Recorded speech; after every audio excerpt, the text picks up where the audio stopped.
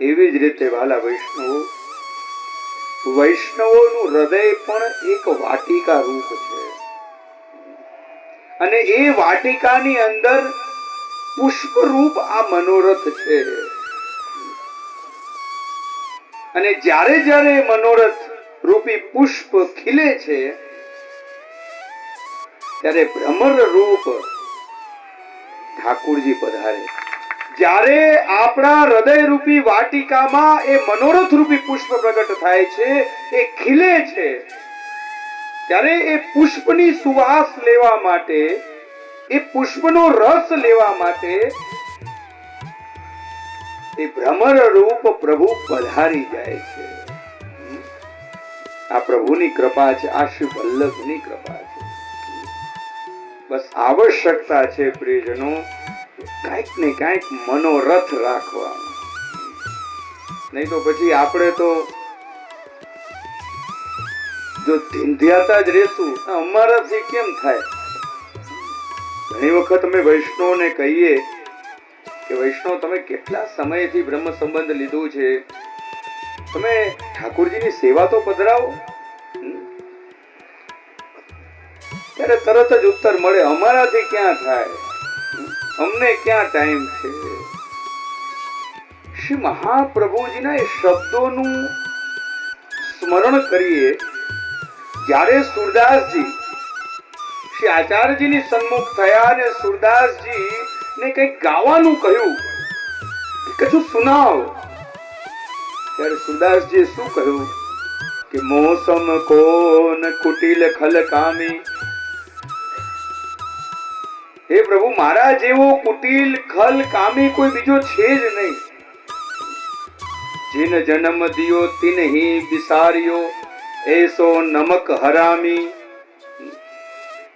અને જ્યારે આવા શબ્દો સુરદાસજીના શ્રવણ કર્યા, શ્રી આચાર્યજીથી રહેવાયું નહીં.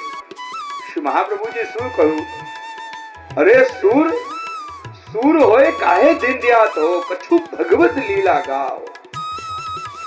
અને જ્યાં શ્રી મહાપ્રભુજીની કૃપા થઈ, ઇતિહાસ પ્રમાણ છે, શ્રી મહાપ્રભુજીની કૃપાના ફળ સ્વરૂપે સુરદાસજીએ એ નંદ મહોત્સવનું વર્ણન કર્યું. ब्रज मयो महरि के पूत जब यह बात सुनी. કહેવાનો તાત્પર્ય એ જ છે વાલા વૈષ્ણવો, તમે જેટલા પણ વૈષ્ણવ બેઠા છો એ બધા કોઈ સાધારણ જીવ નથી. તમારી અંદર પણ 252-84 ભગવતીઓ વિદ્યમાન છે. તમારે પણ ક્યાંય ધીંધ્યાવાની આવશ્યકતા નથી. તમે બસ આગળ એક ડગ ભરો.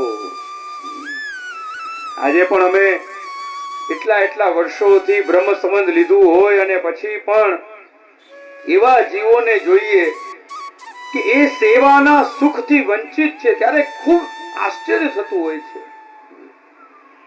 ત્યારે મનમાં એ જ વિચાર આવે, કેમ હજી આ જીવને ઠાકુરજી પધરાવવાનો વિચાર નથી આવ્યો?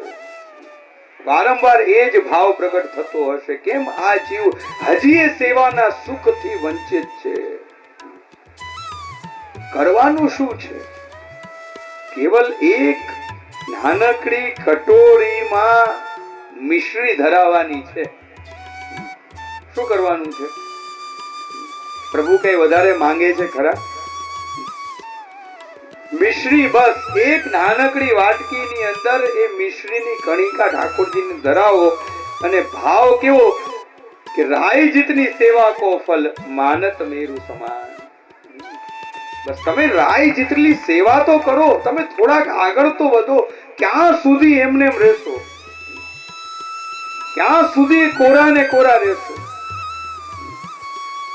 આવશ્યકતા છે વાલા વિષ્ણુ, શ્રી મહાપ્રભુજીના એ સિદ્ધાંતોને સમજવાની.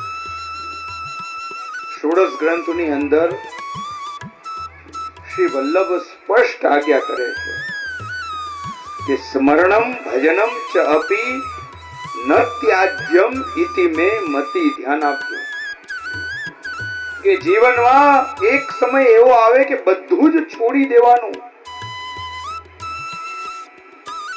પણ એવા સમયમાં પણ શ્રી મહાપ્રભુજીના શબ્દોનું સ્મરણ કરો કે ન ત્યાજ્યમ સ્મરણમ ભજનમ ચ અપી ન ત્યાજ્યમ ઇતિ મે મતિ, કે બધું જ છોડી દેજો પણ ઠાકોરજીનું સ્મરણ અને ભજન, ભજ ધાતુ સેવાયામ, ઠાકોરજીની સેવા અને સ્મરણ ક્યારે છોડતા નહીં. વિચાર કરો વાલા વૈષ્ણવ, આપણે શું કરીએ છીએ? ઘણી વખત એમ શ્રી હરાય મહાપ્રભુના એ શબ્દો કે વૃથા તજ્જન્મ ભૂતલે, એનું સ્મરણ થઈ આવે.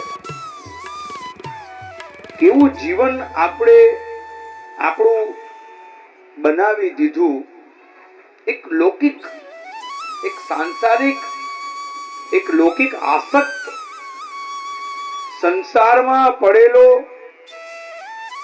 એક લૌકિક જીવન જીવનારો એક સાધારણ જીવ જેવો જીવન આપણે બનાવી દીધું. એવા નથી. તમે વિચાર કરો, શ્રીમદ ભાગવતની અંદર હમણાં જ થોડા સમય પહેલા જ નરસિંહ જયંતિ ગઈ અને આપણે ચરિત્રને તો જાણીએ જ છીએ કે નાનકડા બાળક પ્રહલાદજી માટે બધું પ્રાગટ્ય થયું અને એ સમયે વિચાર કરો કે એ બાળકની સ્થિતિ કેવી હતી અને આપણી સ્થિતિ અત્યારના કેવી છે એ તમે સ્વયં નિર્ણય લેજો. અસુર કુળમાં જન્મેલો, એની જો 7 પેઢીના તમે દર્શન કરો તો અસુર કુળમાં, એને એ કઈ દેવતાઓના વંશમાં નથી.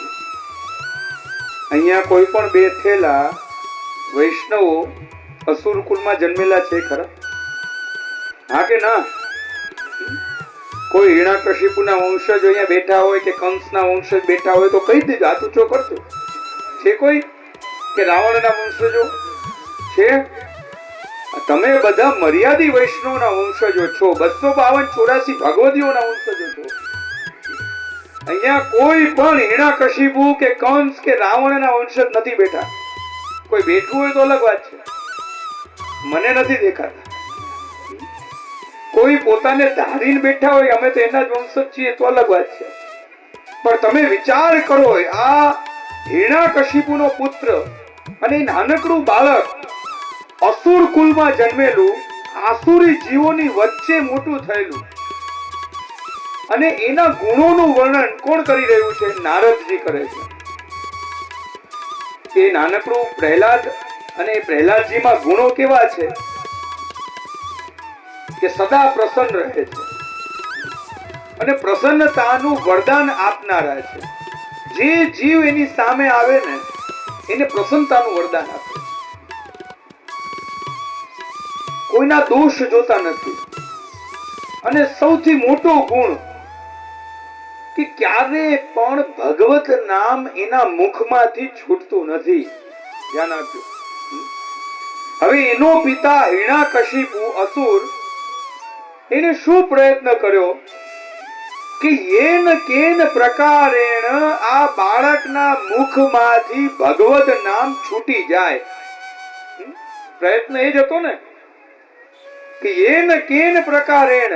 પછી એના માટે કેટલા ઉપચાર કર્યા. એને વિશેલા સર્પ વચ્ચે મૂકવામાં આવ્યો, એને પહાડ ઉપરથી ફેંકવામાં આવ્યો, કેટલા ઉપચાર કર્યા કે બસ એક જ વસ્તુ કે એના મુખમાંથી આ ભગવદ નામ છૂટે. અસુર કુલમાં જન્મેલો, આસુરી જીવો વચ્ચે મોટો થયેલો, છતાં પણ ભગવદ નામ છૂટતું નથી. છોડાવવા માટે પ્રયત્ન કરવા પડે છે. અને આજની આપણી સ્થિતિ કેવી છે?